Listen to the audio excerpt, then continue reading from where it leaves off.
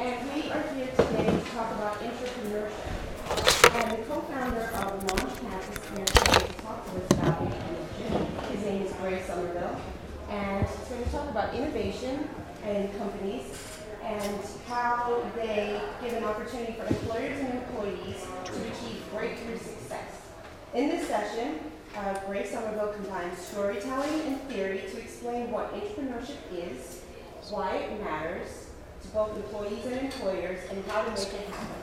He will share case studies from how he has helped corporations to be more innovative through encouraging employees to embrace entrepreneurial techniques within their working environment. Please welcome Gray Somerville.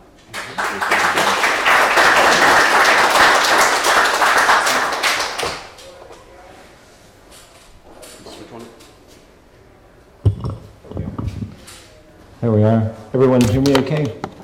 Okay. Great. It's a real pleasure to be with you all. This is my first time attending Geekend, and it's been an enormous pleasure. I don't know how many of you were in Max Howell's talk, but that really set the bar high, so I'm a little intimidated, but we'll do the best we can.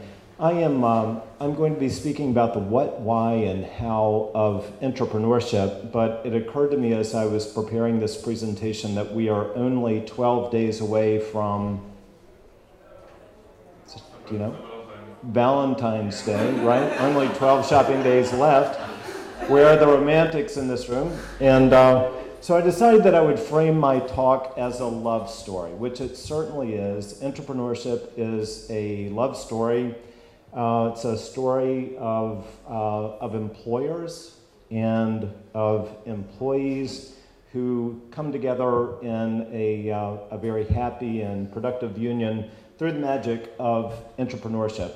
This is as cute as it's going to get. Okay, so don't worry. We're gonna transition fast, but let's begin by answering the question, what is an entrepreneur? And before I kind of go in and give you the answer to that, just quick show of hands, if I called on you now and asked you to give kind of a simple, everyday definition, how many of you feel like you could give an answer to what is an entrepreneur? I won't call on you, but okay, all right.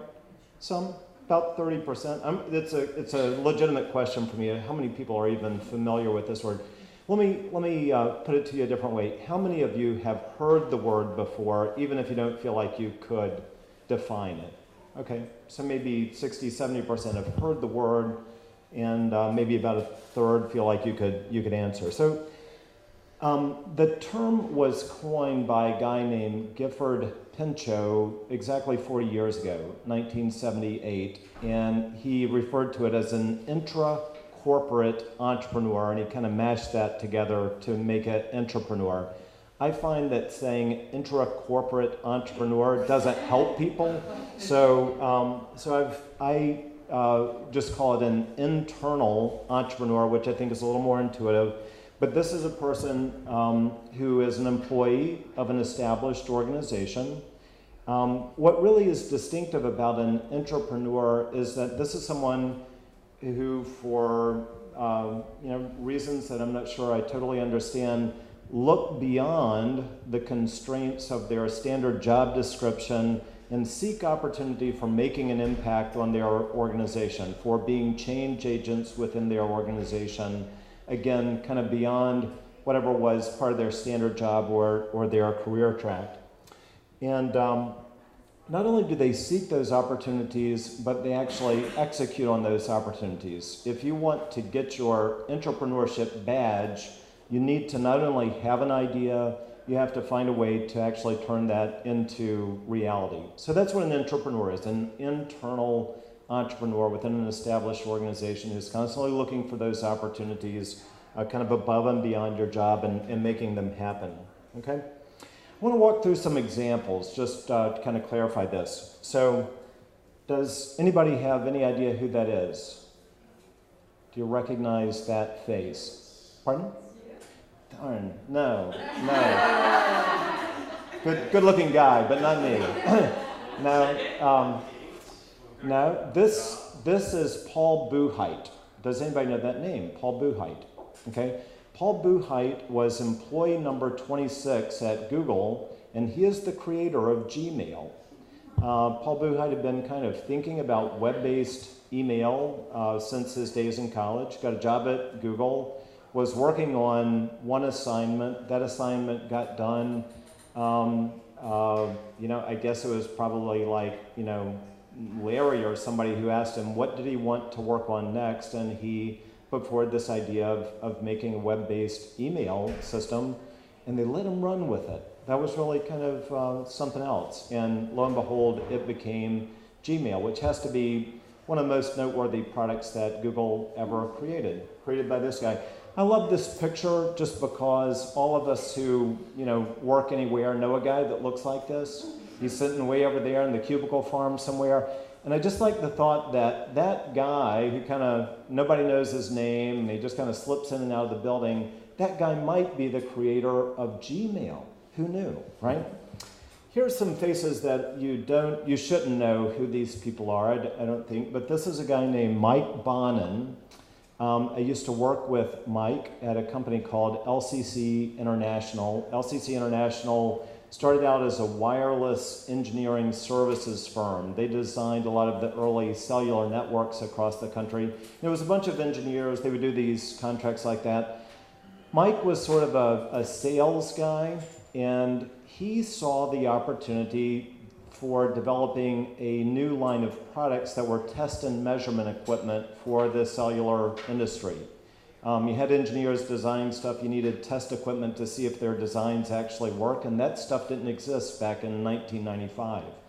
And so Mike seized on that opportunity and grew a brand new division of the company, of this LCC International, that grew to be a $50 million a year revenue stream. That eventually, kind of at its peak, that was about a third of the total revenues of the company. And the thing that was great about this was that was life-changing for Mike. Mike had a 40-foot yacht down at the Capitol Yacht Club in Washington, D.C., and it was transformative for the company as well. A lot of his big achievements came just a few years before the company went public, and the valuation of the company was significantly boosted by what Mike had done. And so when I said earlier, this is a love story of the way that employers and employees are coming together. Think about what it was like for the owner of that company, a guy named Raj Singh, to have one of his 1,500 employees kind of step forward and make such a dramatic impact on the company. Raj probably added several zeros to his net wealth thanks to Mike Bannen. But on the other hand, Mike Bannen had the same. They both had great love and respect for one another. And it was just kind of what you would wish for in every business relationship, right? So that was Mike Bannen. Here's another guy named Taylor Vieira. Taylor is an old friend of mine going back all the way to college days. For reasons that were out of his control, Taylor had to drop out of college going into his senior year. He never finished college. And he got a job as a bank teller, which if any of you have ever been a bank teller, you know that that's pretty humble work. It doesn't pay all that well. But he eventually got a job in a corporate setting doing sales work. Taylor grew up in Brazil and spoke Spanish and Portuguese. And this was a company that was selling products into the Caribbean, Latin American market, and he was kind of part of that sales team. They were not doing any business in Brazil. And since Taylor was a Brazilian guy, he saw the opportunity to extend this company's offering into the Brazilian market. Took a lot of work that was beyond his normal responsibilities. He ended up having to kind of tailor the product and find new distribution channels. But eventually, Taylor developed the Brazilian market for his company into a $5 million a year revenue stream.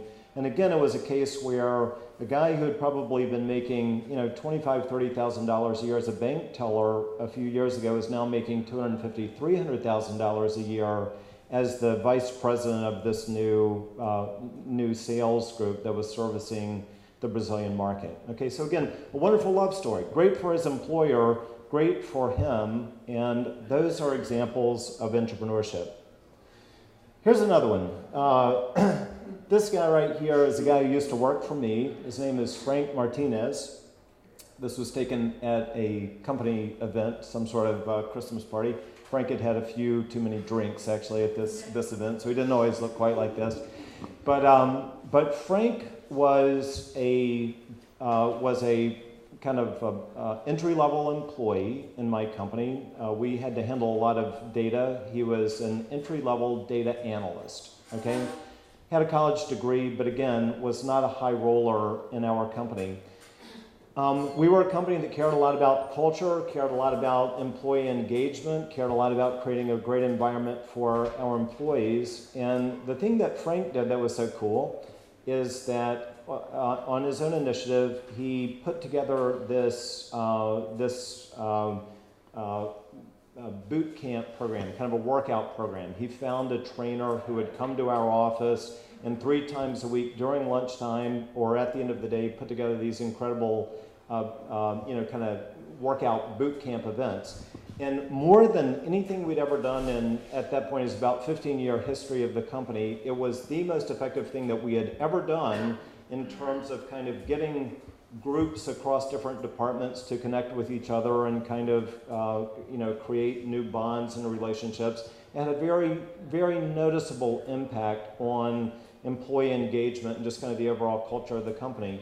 And that was something that, again, Frank is an entry-level data analyst who looked beyond his job description and came up with this idea that had a huge impact on the company culture and on the well-being of the employees. It was a very, very successful program, okay?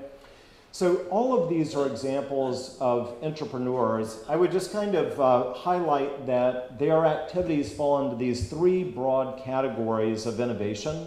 So Frank was doing something that improved our existing business operations. We had programs at my company for engaging and working with our employees to kind of make things good. We had kind of wellness activities going on, but Frank added to that, improved upon that.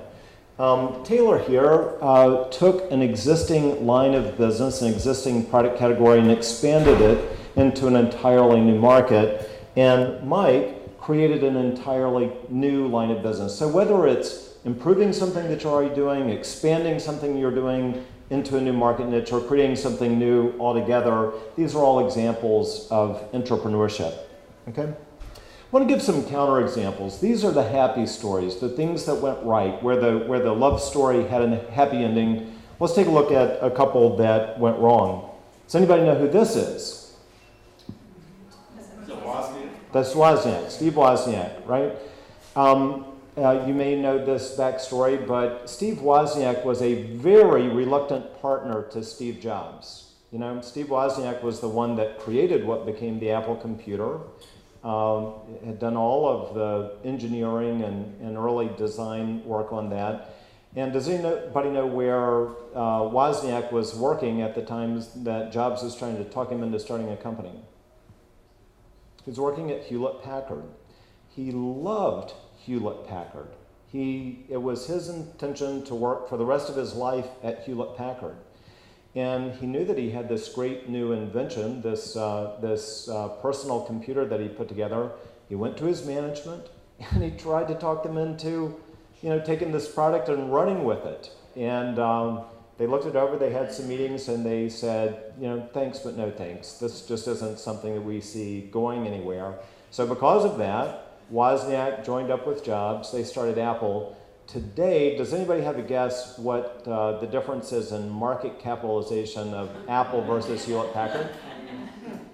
Apple, I checked this morning, is something like $800+ billion market capitalization. And Hewlett-Packard's is about $27 billion.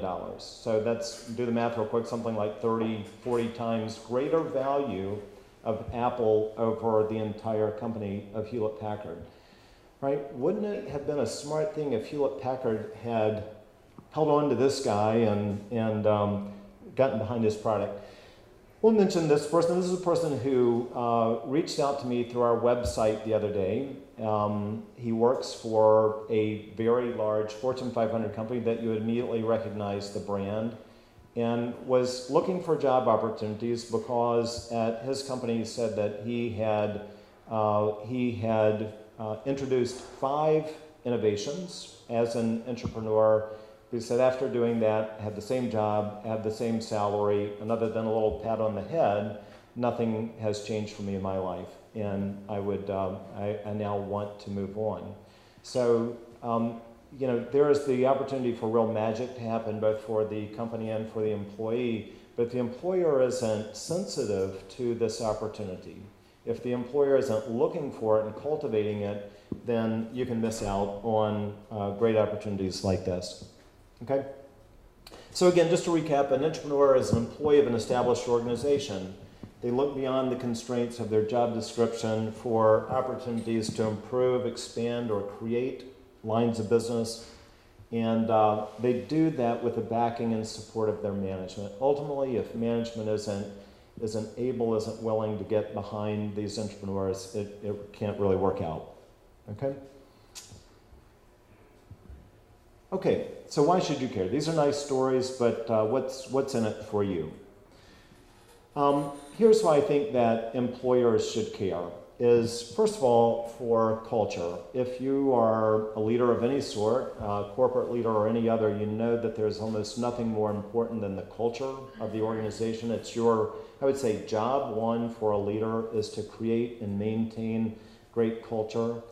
And by cultivating entrepreneurship, by responding appropriately to the entrepreneurs, by ultimately having stories to tell, like the Paul Buchheit story, like the Mike Bannen story, like the Taylor Vieira story, you do amazing things for your company. The next employee in hears those stories and know that there's the potential to do big things within your organization, which kind of dovetails to the next thing, which is innovation.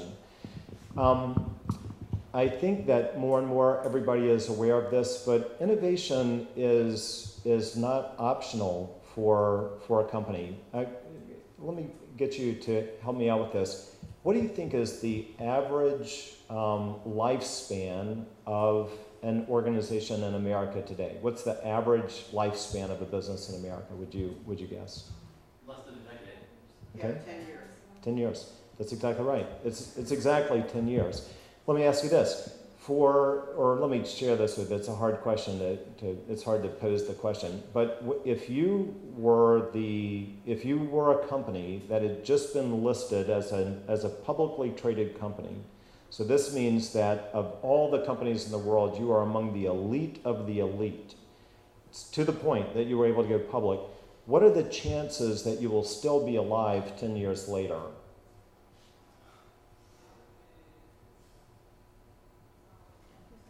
What's that? 10%? That's a good guess. It's 50-50 chance. 50-50 chance. That's really striking to me. I'm in Charleston, and we've recently had a homegrown company, maybe about 3 years ago, a company called Benefit Focus, go public. And it's a wonderful success story. And it's really striking to look at, they now have this big campus, they hire about 1,500 employees. So many, it's a huge boon to the local economy. It's interesting to look at all of that and say, 7 years from today, it's 50-50 whether any of that will even exist or not. The reason that this is the case is because the cycle of innovation is constantly accelerating. Let me give you an example just to highlight this, okay? Plain old telephone service, being able to pick up a phone and call somebody, from the day that was introduced until the day that there were 50 million users around the world of plain old telephone service took 75 years, okay? 75 years for that technology to have market penetration to get to 50 million users. Angry Birds, that little video game, do you know how long it took for it to get 50 million users? 6 months? Oh, no. I think days. I think it was 35 days, okay? Now, here's the interesting thing about that, though, is that the two are related. When telephone service was rolled out, a network was built around the world. I mean, we laid cable all over the entire globe when telephone service was rolled out. That cabling was what allowed us to have the internet. The internet's what allowed us to have social media, and social media is what allows Angry Birds to spread around the world and gain 50 million users in 35 days. So it's there's this constant acceleration. Each innovation adds to the speed of the next. And that sounds like a good thing. I mean, it's kind of exciting to live in a time where innovation is going on like that. But if you are the CEO of the company that's living in that environment, you know what it means? It means that every single day you have to run a little faster or else you're going to be run over. The legend of Sisyphus having to roll that big rock up the hill. Well, every CEO in the world today is Sisyphus, with the only difference being that they have to roll that rock faster every time they roll it up the hill. There's somebody holding a stopwatch saying, you got to move it a little bit faster. So why does it matter to an employer to cultivate and inspire and enable entrepreneurship? Is because the CEO, the employer, desperately needs innovation, and you're missing this opportunity. You're missing your Steve Wozniaks if you're not.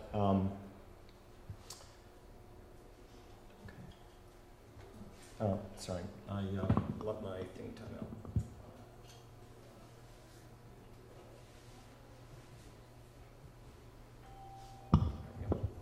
All right, I guess that's kind of a little subtle signal to pick up the pace, so I'll try to do that. And then finally is because of talent. I would say that if you looked at the core things that you have to think about in the business world today, innovation is one of those. The other is talent. Ultimately, we live in a world where talent is the ultimate competitive differentiator. If you're an organization that can say honestly to your employees, the opportunity is wide open for you here to be a Paul Buchheit. The opportunity is wide open for you to be a Mike Bannen. We're going to get behind you and support you. Then you will be a talent magnet. For the employee, the reasons that employees should care about this is, you're familiar with the Daniel Pink thing about, kind of what really drives motivation. And so autonomy. The ability to have the invitation to look beyond your job description, to feel like your employer is saying to you, join me in thinking of what we can do to make the most of this opportunity, and if you've got the good idea, you can run with it. Mastery, the fun of learning something new. Again, if any of you were in Max's talk, and to just hear him talk about going from being a chemist to a software developer and then creating something that made an impact on the world, just the sense of mastery and achievement, the sense of respect that you get through that, the sense of purpose, to feel like you made an impact, to be able to look at something that now exists that didn't exist and say, that wouldn't be here had I not seen that opportunity, had I not initiated on it. And then finally, and I don't think you can overlook this, is the financial impact. All of the stories that I shared earlier are of people who, because of their initiative, because of their creativity, they made a step change, if not a couple of step changes, in their actual, in the actual financial reward that they enjoyed. All right, so again, entrepreneurship brings employees and employers together in this really synergistic, really wonderfully harmonious, beneficial relationship. Okay? Oh, I'm stealing all my thunder. I'm going the wrong way, sorry. Hold on. Okay, so that all sounds good. If you are an employee, you might be sitting here today saying, I've been thinking about quitting my company and going and finding another job. Maybe this inspires you to say, hey, maybe I should look for my opportunity as an entrepreneur within the company. If you're an employer, this may be something that's giving you a little bit of a wake-up call to say, what am I doing to inspire and encourage entrepreneurship within my company? But I think whether you're the employer or whether you're the employee, a very natural thing to say is, or to be feeling is, that all sounds good, but what if it's a total disaster? What if I fail? Which reminds me of the opening scene of School of Rock. How many of you have seen School of Rock? Everybody? If you haven't seen School of Rock, leave now and go watch that movie. That is the priority for the day. School of Rock, Jack Black plays a character named Jack who is a rock and roll fanatic, and he's got his own little band, and he is super passionate about it. And the movie opens up with this scene in this kind of smoky little dive of a bar, and Jack and his band are playing their music, and Jack is into it, just like you can't believe. And he's getting really carried away on his guitar, and he's just kind of in his own world. He's lost in his passion. Meanwhile, the audience is not so excited about it. They're kind of texting back at each other saying, these guys suck, let's get out of here. It's a very unimpressed audience. So this combination of Jack being so excited about it and his audience not kind of leads to this event. I don't know how well you can see that with the lighting, but Jack tries a stage dive, and basically there's nobody there to catch him. Okay, so, oh, bam, that's his head thudding on the ground. All right, so so here's the thing, is that about 90% of innovations end just like this, right? It's just a big stage dive with nobody there to catch you. Yeah, and I think that both the employers and the employees are very, kind of intuitively aware of this risk and are terrified by it. It's easy to imagine why the employee would be scared about this, going out on a limb, maybe ruining your reputation. What may not be as intuitive, but is just as real as how the employer feels about this. If you try to put yourself in the shoes of the CEO of a company with 1,000 employees, or 100 employees, or 10,000 employees, and just imagine what it's like to sort of, pull that alarm that says, everybody go innovate. Well, the risk is that people are actually going to try to do it. And they're all of a sudden going to be coming back to you with ideas, and you got to have answers about what to do with those ideas.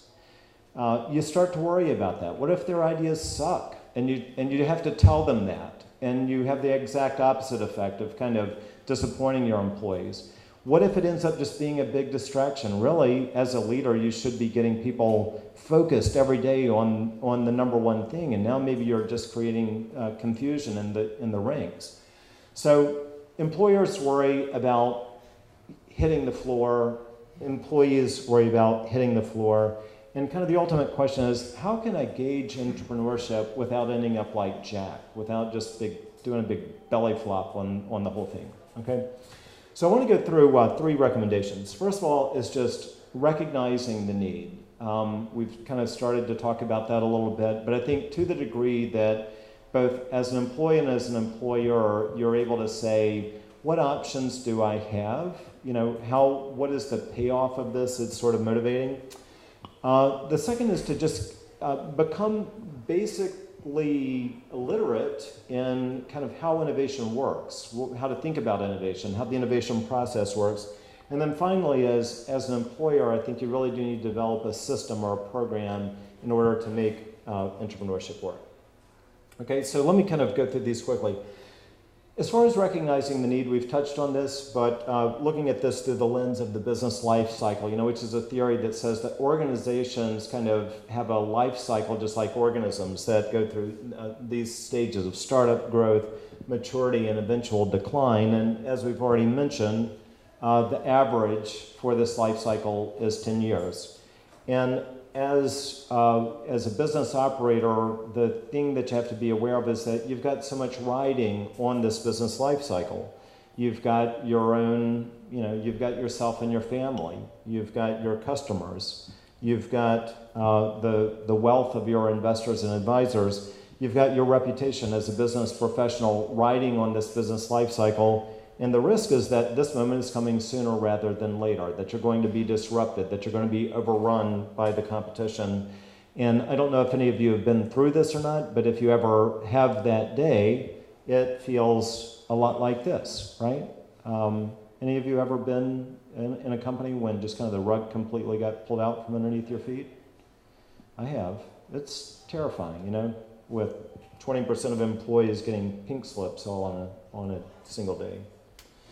All right, so something to think about is how long do you have? A way of kind of calculating this is think about the life cycle, the lifespan of your typical line of business. So if you take that and then you divide that by the total number of lines of business you have, this is kind of a way of calculating what your required rate of innovation needs to be. So let's say that I have products that last about 10 years. And I have 5 of those product lines. That means that every 2 years, I need to be introducing a new line of business in order to just stay up with what I'm currently doing. Very few executives have done the math on that, all right? But it's worth thinking about. All right. So recommendation number 2 is just to get some is to just understand the basics of innovation. I'm going to share 3 things that I wish everybody knew about innovation. This is your crash course in innovation basics. Okay. So number 1 is just what are the goals and sort of the portfolio options for innovation. All right. So again, looking at this through the lens of the business life cycle, you can see that up to a point, we are in business and things are going pretty well to us. Up to the top of this curve, one of our key goals is just to make the most of the business that we're in. It's a big deal to find something that works out there in the business world, and you want to make the most of that. And so there are kind of 2 categories of innovation that are making the most of what we're doing. One is improving the efficiency and effectiveness of our current business operations. And the second is expanding and extending. And this kind of echoes some of those things that we saw earlier. The other major goal is to create the new thing that will sustain you after the old thing dies, right? And so this third kind of overall category of innovation is creating entirely new lines of business.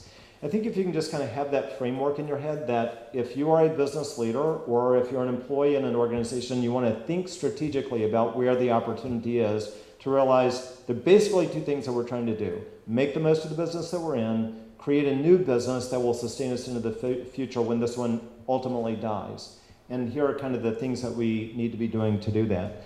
For a healthy company, your budget, your overall innovation budget should be roughly in kind of these proportions. About 70% of your budget going into making the most of the business that you're in, and about 30% going into creating the new thing, okay? So if you had an innovation budget that was 5% of your total revenues, this is how you would want to spread it out.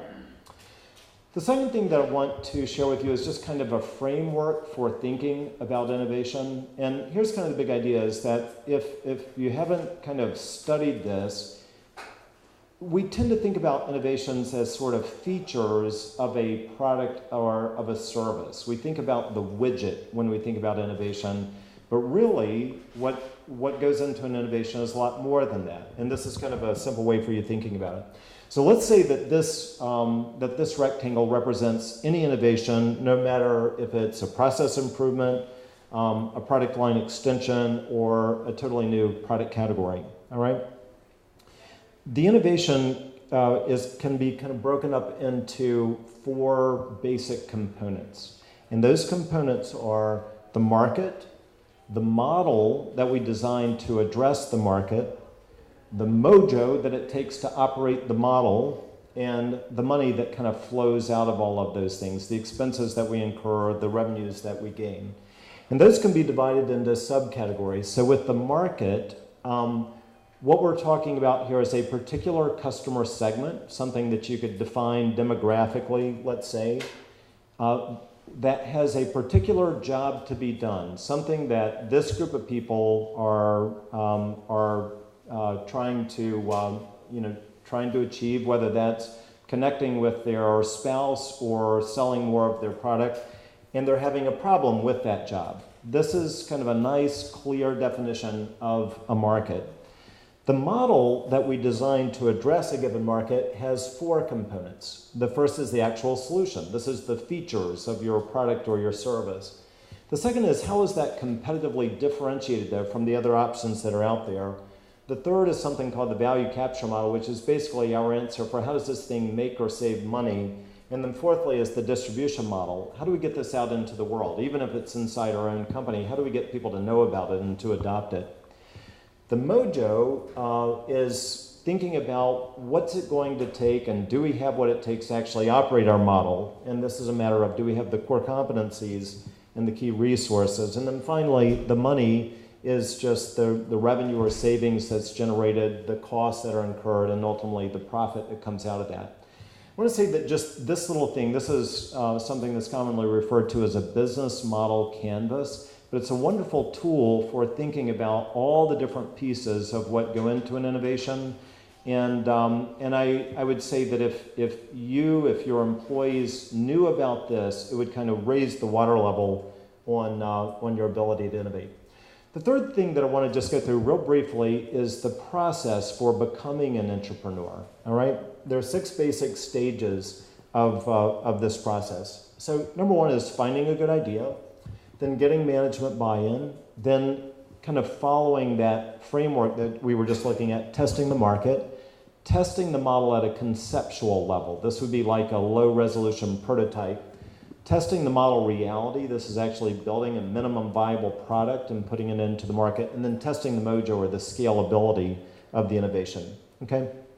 So in the interest of time, I'm going to skip through a lot of the detail on this, but just understanding that there is a process and what goes into that is a very, is something that both management and employees need to know. How do we go from this cluster of assumptions that we call a business idea and turn that into a fully validated reality? Again, if your employees understood that better, your chances of success would go up.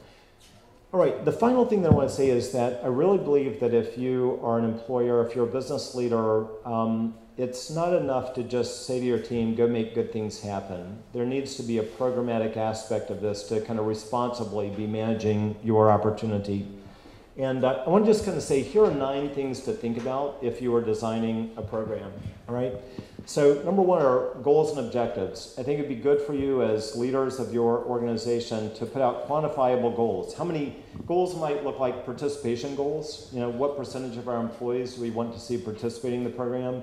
Goals might also look like productivity goals. How many ideas do we want to see come in? How many of those ideas do we want to see kind of advancing stage to stage? How many innovations actually making it across the line? What sort of return on investment would we like to see from those? All right? Process. I have suggested a process, but I think it's important for you and your organization to come to agreement. One of the biggest things that I see is that the employee has an idea and nobody knows what the next step is. And it just kind of becomes a logjam immediately. Nobody wants to have another meeting, and nobody wants to go into that meeting and just kind of fumble around and not know what to do with it. So clarifying what the path is in advance makes things flow. Next is just clarifying key policies. What about intellectual property? If I bring you an idea as an employee, who owns the intellectual property, right? What about if there's time to be used to work on my innovation project? How do I get to take that time? Does that count against my PTO? Do I have to just do it on my own time? How does it work? Things like that.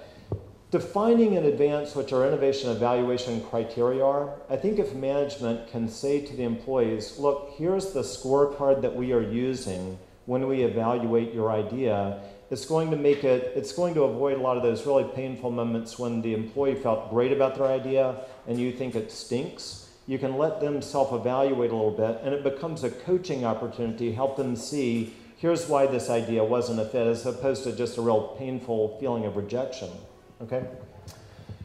Clarifying key roles and responsibilities. You're going to need 1 or more people who are in the role of evaluators. Maybe you need people in a role to be kind of subject matter experts or coaches, thinking that through and just kind of having answers up front. Defining your innovation resources. It takes time and money to innovate. There's no getting around that. If your idea is that I'm just going to open the door and all this is going to happen without any impact on your budget, I wouldn't start, okay? So you need to set those things aside and be very explicit about them up front. Quick thought, a little quick tip on the time element if you're a business leader. Think about it just the same way as you do your vacation policy. Right now, you set aside a big chunk of hours for people to take PTO time. Set aside a small chunk of hours that is innovation time and allocate that, just like you allocate vacation days to someone, allocate innovation days to them that they can coordinate with their supervisor to take an innovation day to work on their project. Otherwise, it's really not very realistic to even begin the process. What kind of incentives are there? What's in it for your employees? What will the total budget be? And then finally, how will we monitor and continuously optimize this? Okay? I want to just kind of conclude real quickly by just giving you a quick peek at the Launchpad platform. You can see that there's a lot here. And basically, Launchpad, the company that and this is one of my co-founding partners, Laura Knotts here, The point of Launchpad is to take all of this, which unfortunately is complicated, and to make it simple and affordable. All right, and let me just kind of show you quickly how we've done that.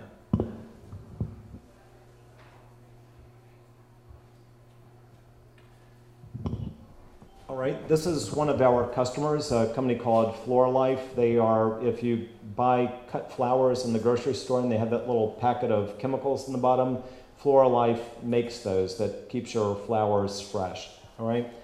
If you are a brand new employee at Floral, you would get this really exciting email message from the CEO that said, become a Floral entrepreneur. And it would kind of explain to you briefly what entrepreneurship was, and it would invite you to participate in the program.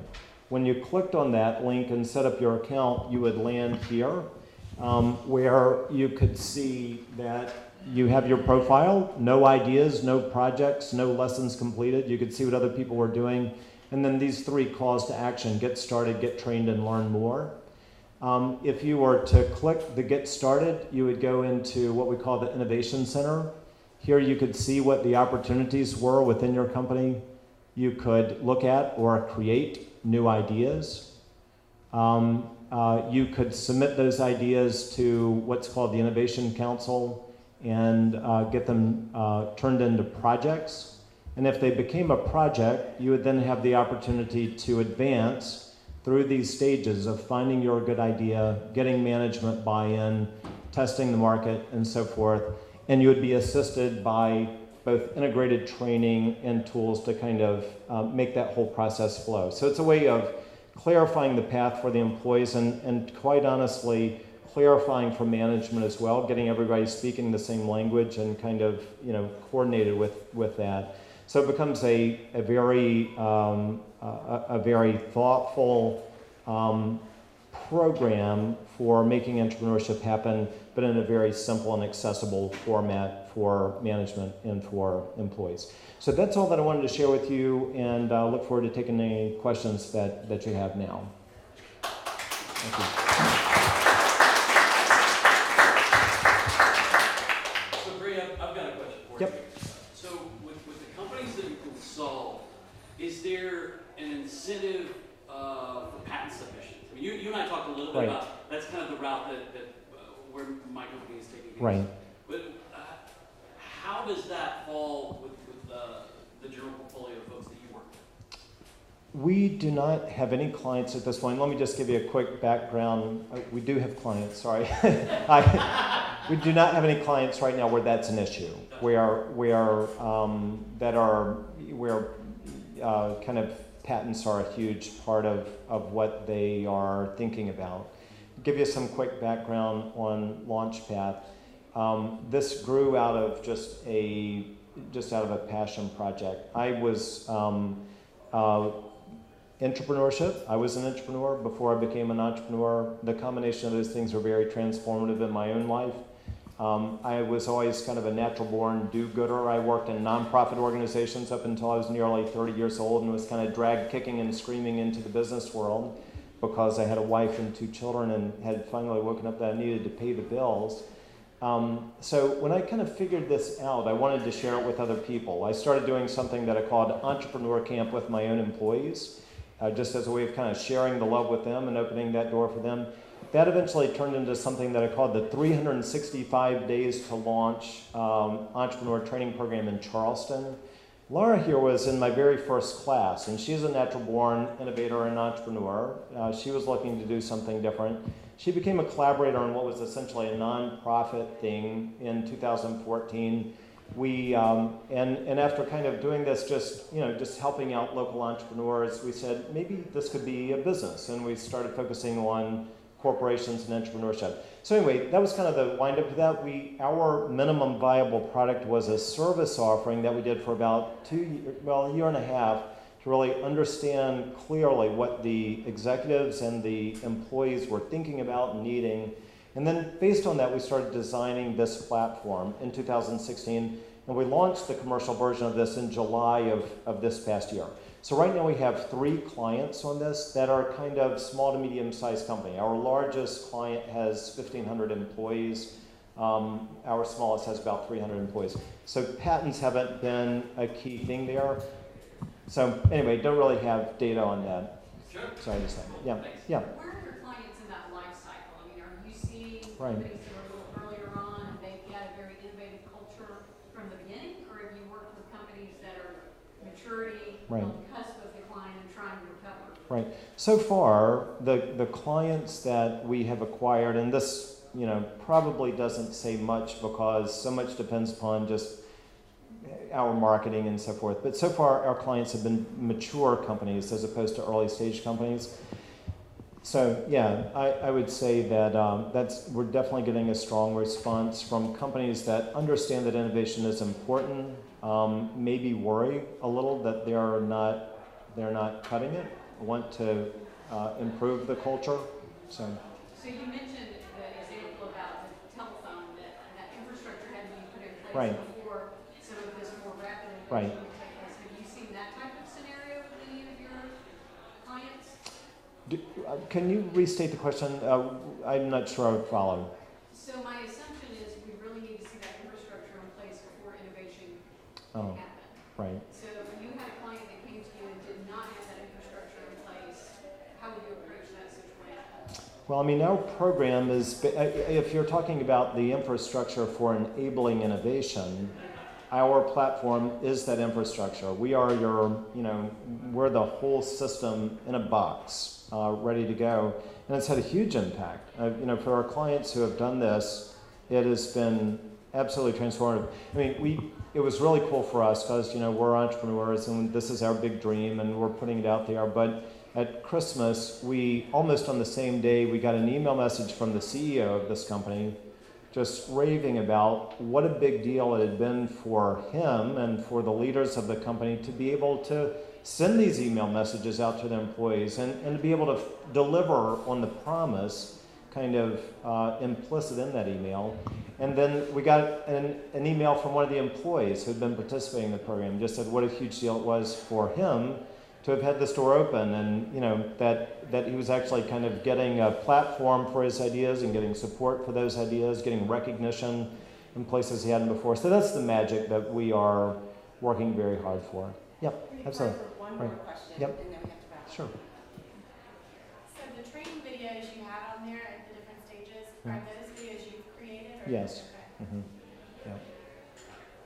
They're great too. I want to tell you, our training rocks.